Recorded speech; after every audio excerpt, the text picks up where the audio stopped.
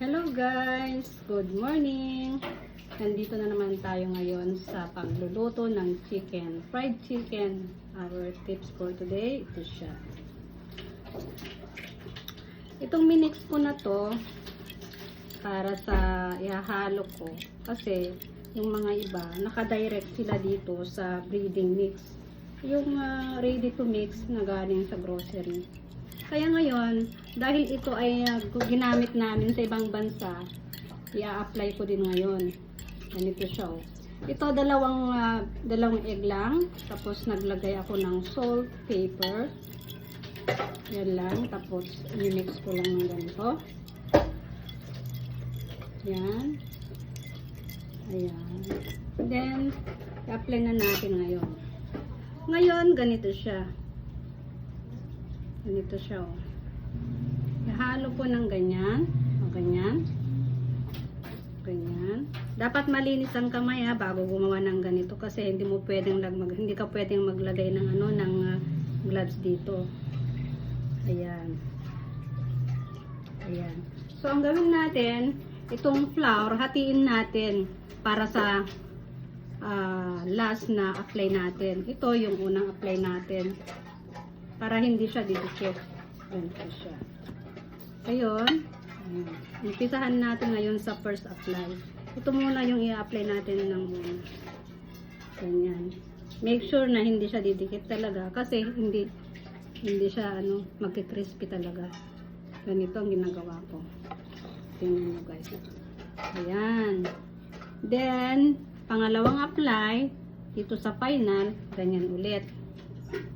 Ganyan. Para maging crispy. Ito lalaki, oh. Oo. So, ito yung last apply, yung final apply niya. Ito na siya ngayon. Nakadikit lahat yung flour, yung talagang dry na dry, bago ito iprito ito. Ito na siya. Ngayon, mag-umpisa na natin ngayon na naman ulit. Ito siya. Malinis ang kamay natin, pag nag-ready tayo ng ganito. Ito siya. I-roll natin. Ganyan. Ganyan. Oh. Yan. Ito yung first apply ulit. Ganyan. The last apply, ito ulit. Kasi yung ready to mix na crispy fry, hindi kasya yun. At ito, dinadagdagan ko talaga siya ng asin para magiging salty. Meron siyang flavoring. Pag prito mo na, nandoon na yung amoy, yung masarap na amoy. Pwede mo din lagay ulit ng ganyan kung gusto mo, the last one. Nasa sayo na yun. Ayan, ganyan. By choice lang talaga. Ganyan siya. Ganyan. So, ayan. Hanggang matapos lahat yung mga chicken. Ito good for 2 kilos 2 kilos yung dalawang loaf. Pwede din 1 kilo. Pero yung 1 kilo, pwede na yung isa. Kasya na yun. Kasi hindi naman lahat yung egg ay didikit doon eh. Ganyan. Ito. Ganito ang ginagawa namin sa Kuwait noon. Kasi dati akong OFW. Trabaho ako doon. Kumayod ako ng gusto doon, parang kalabaw. Pero wala. Mahirap talaga ang buhay. Ayan. Ayan, ayan. Pero yung Italiana kasi na amo ko mahilig talaga kami ng ganito. Siya, homemade talaga, hindi siya bumibili sa mga ready to eat na chicken. Kasi mga Italiana, half Arabic, half Italiana kasi siya. Kaya ganito ang ginagawa namin. Depende sa gusto niyang recipe. Homemade talaga. Ayaw niya yung ready to mix, ready to eat. Ayaw niya yun talaga. Ganun talaga yung mga ibang lahi. Kailangan gusto nila yung sila ang gumagawa, sila ang nagluluto. Ayan. Ganyan. I-roll mo. Damihan mo kaunti ng ano, black pepper. Talaga yung durog na durog hindi yung black pepper na whole. Black pepper. Black pepper. Black pepper. Ayan. Pepper. Pepperon niya. Ganyan. Ganito guys. Oh. Ayan. It doesn't matter yung pronunciation ko. Ayan lang. Joke lang mga guys. Ayan. Ayan. Ito siya oh. Ito na naman yung meron pang tatlo. Alam nyo kasya talaga yung 2 kilos yung dalawang itlog. Ito.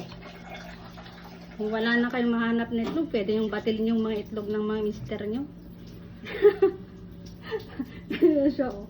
Ayan. Hindi, joke lang yun. Ganito siya. Ayan.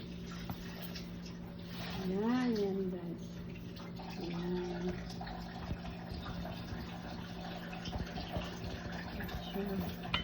Ayan na, oh, ayan talaga.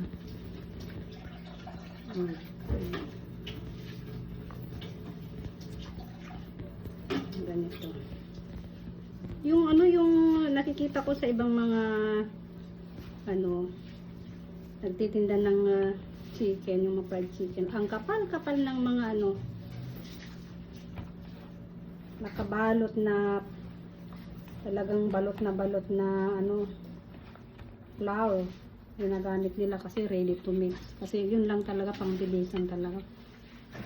Pang may bilisan yung ginagamit nila. Tingnan nyo oh, dikit na dikit talaga siya. Kasi yung egg talaga, dumidikit yung sa buo. Ayan. Lahat. Parang meron siyang glue. Ngayon, ayan na. Ayan na guys. Oh, ayan na. Ayan na. Malapit nang maubos. Malapit na talagang maubos yung Isa na lang natitira oh. Tama-tama yung dalawang itlog. Ayan.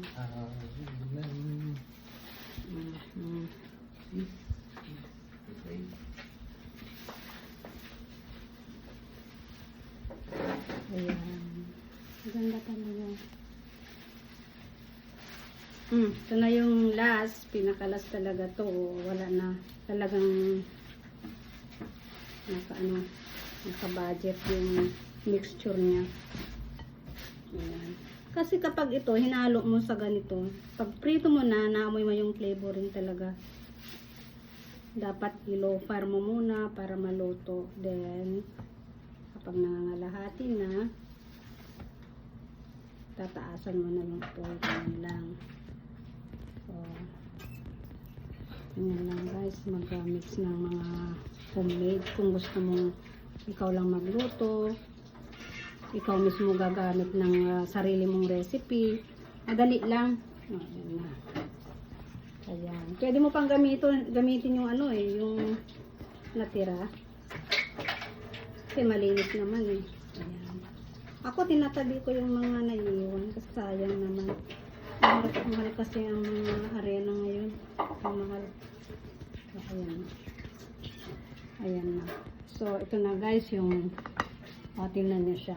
Ito na yung na-mix ko na. Ayan. Ganda. So, magpapakita ko mamaya ng mga naprito ko. Piprito ko na ulit. Wow.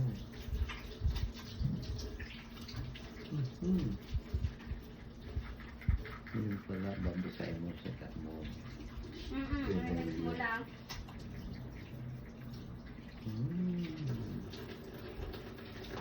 Good idea. Ganyan kasi nung nagluluto kami sa Kuwait, sa Italy. Thank you guys for watching.